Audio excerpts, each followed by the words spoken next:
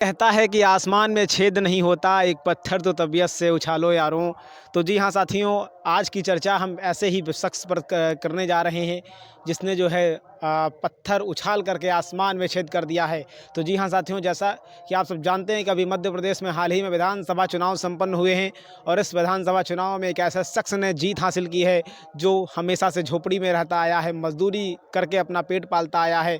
उसके माँ बाप इतने गरीब हैं कि उसे अपना जो है अपना जो चुनाव है, यानी कि विधानसभा का जो चुनाव था, उसे जो है कर्ज लेकर के लड़ना पड़ा और इसके एवज में उस पर लाखों रुपए का कर्ज भी हो गया है। लेकिन अब उसने ऐसी लकीर खींची है कि उसने जो है आसमान में सच में छेद कर दिया है और एक जो आम जनता है, आम जनता के अंदर एक उम्मीद की किरण जगा दी है।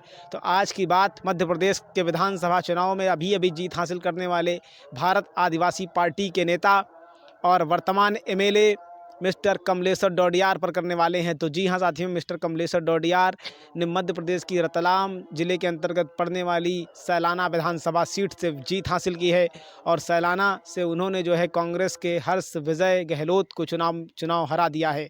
तो जी हाँ साथियों, उन्होंने हर्ष विजय गहलोत को 4,500 मतों के रिकॉर्ड अंतर से हराया और इसके बाद में जो है अपनी पार्टी का झंडा गाड़ दिया है।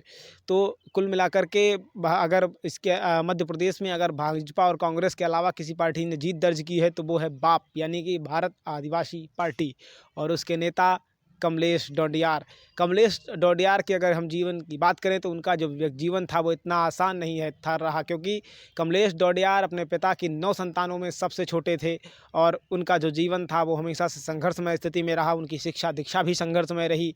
उन्होंने जो है कर्ज लेकर के चुनाव लड़ा और ज़मीन पर आम कार्यकर्ता की तरह लड़ते रहे, यहाँ तक कि उन्होंने जो है जब विधानसभा में अपने जो कागज़ वगैरह सब जमा करने थे, वो जब अभी मुख्यमंत्री बनने के पहले मोहन यादव के, तो जब वो विधानसभा पहुँचे थे तो वो जो है अपनी मोटरसाइकिल से ही 350 किलोमीटर का सफ़र तय करने के बाद पहुँचे थे, जो कि यकीनन बहुत ही दुर्भाग्यपूर्ण मतलब यकीनन जो है बहुत ही इस संघर्षपूर्ण स्थिति में उनके लिए रहा।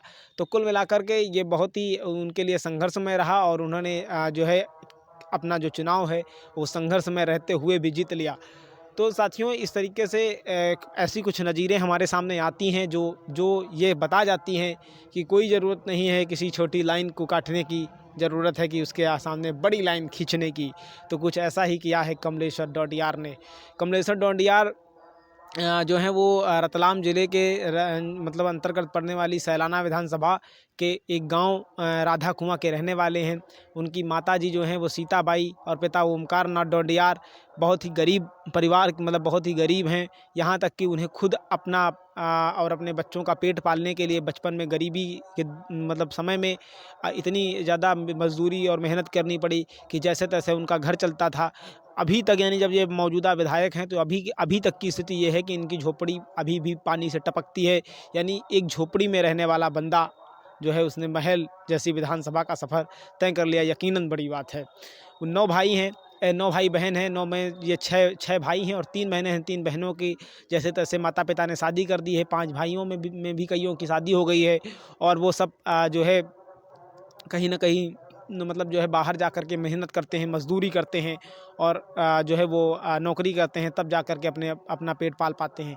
यही हाल कुछ लगभग जो है इनका जो डोडियार हैं, ये जो अभी विधायक बने हैं, इनका भी है। कमलेश्वर जी भी बहुत ही गरीब स्थिति में, यहाँ तक कि उन्होंने घर-घर टिफ़िन बाँध करके सप्लाई करके के अपनी जो एलएलबी की विधि की जो पढ़ाई है वो दिल्ली यूनिवर्सिटी से करी हुई है। और दूसरी बात एक और भी है कि इन्होंने जो है इनके ऊपर अभी तक कितना जीवन में इनका संघर्ष रहा है कि आम जनता के लिए, आदिवासी समाज के लिए लड़ते हुए इन पर जो है दर्जनों मुकदमे तक दर्ज हो गए, लेकिन इसके बाद भी इन्होंने हार नहीं मानी है और ये इस लड़ाई को लगातार आगे बढ़ा रहे हैं। और जो इनकी आदिवासी मतलब जो है भारत आदिवासी पार्टी है, यानी कि जो बाप है, उसके लिए भी ये लगातार काम कर रहे हैं, क्योंकि इनका एक उद्देश्य है कि हमें आदिवासी भाइयों के लिए लड़ना है, अपने आदिवासी समाज के लिए लड़ना है, अपने समाज के लिए कुछ कर जाना है और उसकी तरक्की के लिए हमें काम करना है। तो इस दिशा में ये लगातार अपने लक्ष्य को लेकर बढ़ रहे हैं।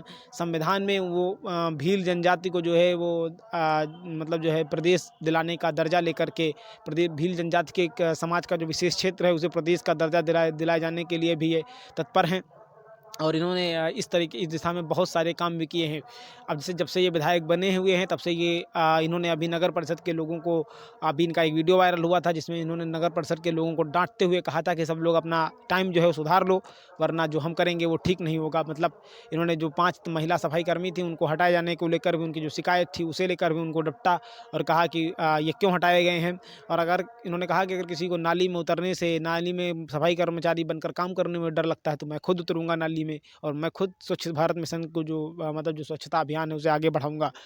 तो कुल मिलाकर के बहुत ही एक कहानी है, एक ज़िंदगी की कहानी है जो जो लगातार मतलब जो जिसने एक सीख दी है कि कुछ भी हो सकता है। कहीं पर भी सूर्य का जो उदय है वो कहीं पर भी हो सकता है। उसके लिए ज़रूरी नहीं है कि मतलब जो है अगर कोहरा घना हो तो उसकी छटाई ना हो, क्योंकि कहते हैं ना कि माना कि कोहरा घना है लेकिन दिया जलाना कहाँ मना है। तो उसी घने कोहरे के बीच में इन्होंने दिया जला करके उन तमाम आम लोगों को, आम गरीब लोगों को जो है एक उम्मीद की रोशनी दी है कि वो भी इस पथ पर आगे बढ़ सकते हैं।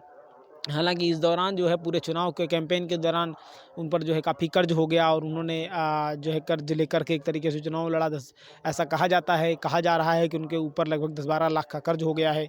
तो उन्होंने कहा है कि हम जैसे-जैसे मतलब जो है जनता के काम करते जाएँगे और अपनी हम जो हमारी जो सैलरी होगी उससे हम धीरे-धीरे ये सारा का सारा कर्ज अदा कर देंगे।